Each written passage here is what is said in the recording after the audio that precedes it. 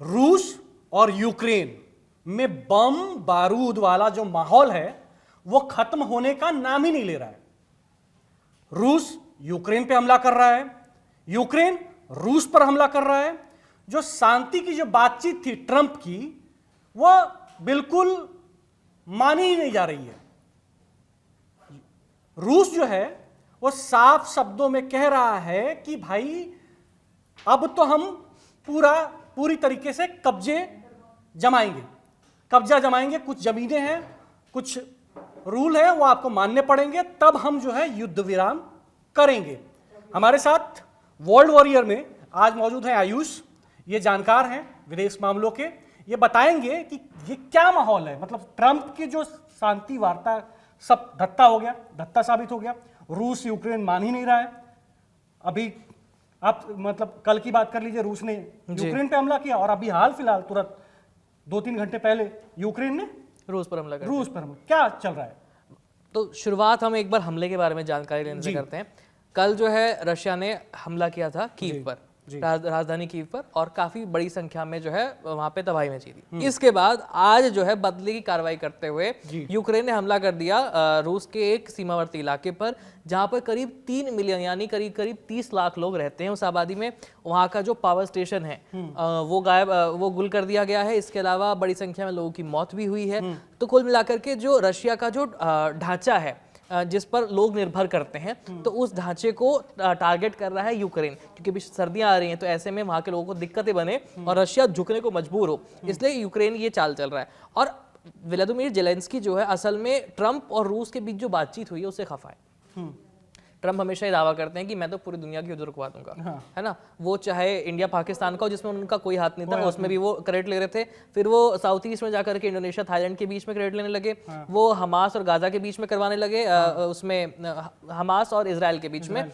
हालांकि वो अभी तक सीज फायर पूरा लागू हुआ है नहीं हुआ है, क्योंकि लगातार हमले जारी हैं। ऐसा ही कुछ यहाँ पे भी हो रहा है। तो ट्रंप ने एक डील फाइनल करी थी। ट्रंप कहते हैं कि जितना हिस्सा रशिया ने कब्जा कर लिया है यूक्रेन का, तो अब से डील में ये होगा कि वो रूस के पास चला जाएगा और नेटो की कोई भी प्रोटेक्शन नहीं मिलेगी यूक्रेन को।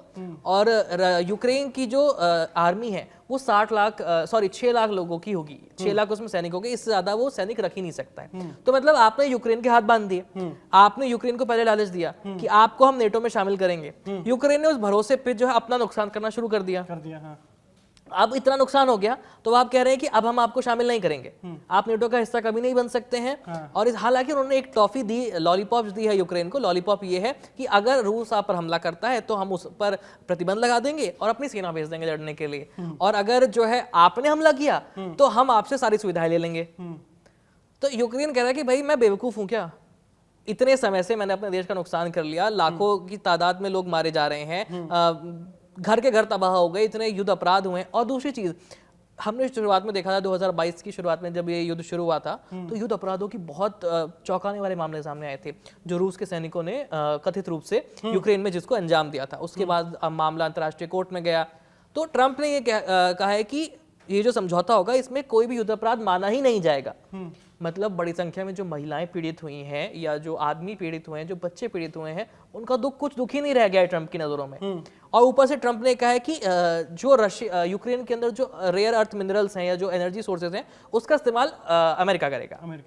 मतलब आपने अपना फायदा देख लिया, आप यूक्रेन को वापस से खड़ा करेंगे, बनाएंगे, रिस्ट्रक्चर करेंगे, रिमॉडल करेंगे, तो उसका टेंडर भी अमेरिका के पास रहेगा। दूसरा फायदा आपने ले लिया, आपने यूक्रेन को नेटो के सदस्य नहीं बनने दिया, आपने उनकी आर्मी की इलाका लिमिट कर दिया, आपने जो है यूक्रेन का जो दोनास्क और लोहेंस वाला इलाका था वो कहते हैं कि वो रशिया के पास ही चला जाएगा। तो यूक्रेन मतलब बेवकूफ है क्या?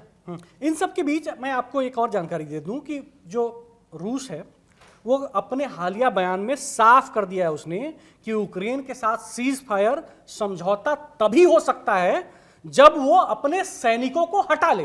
ये साफ साफ पुतिन का कहना है जी।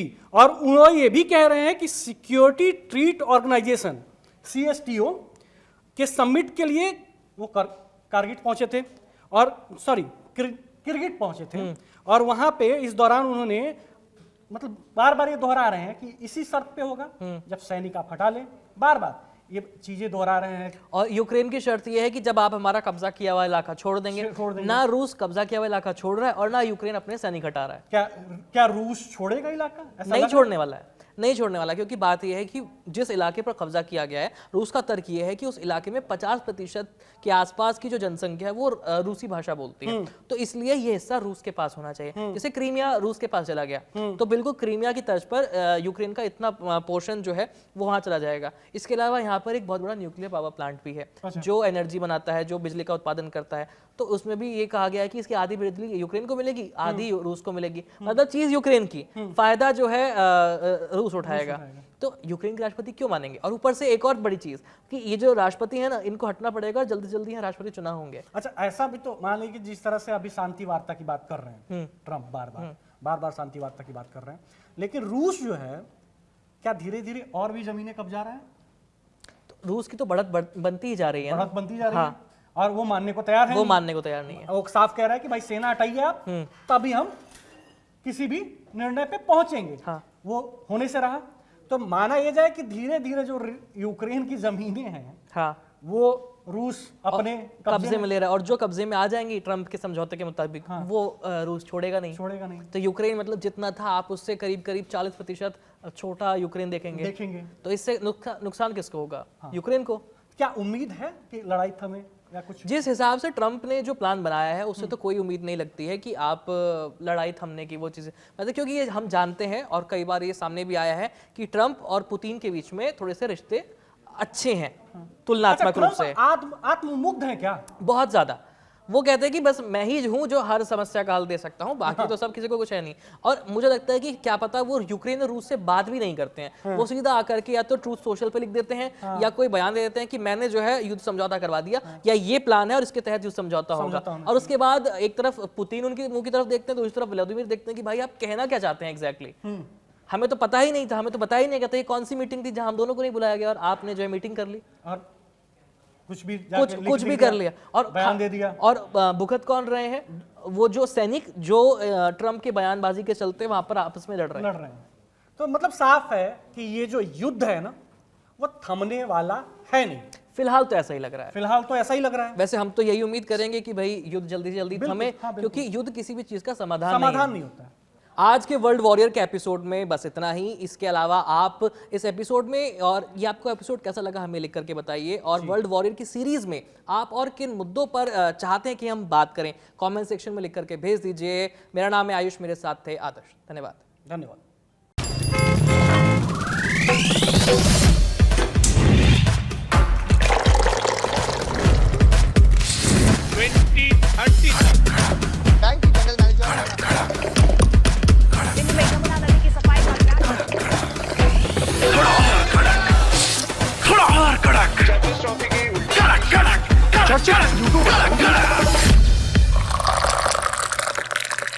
ये कड़क है।